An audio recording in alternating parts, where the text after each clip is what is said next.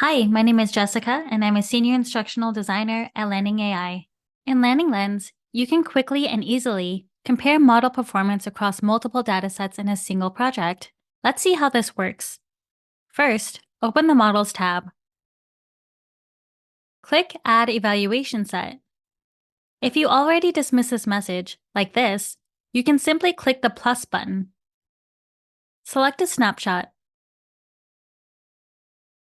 If you want to only include the images assigned to a specific split, click that split. Then add the dataset to the table. Let's add one more dataset that we want to compare.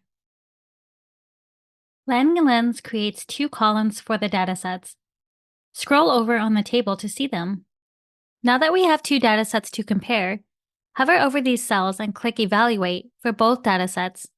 The model runs inference on the images in those evaluation sets and displays the F1 score for object detection projects.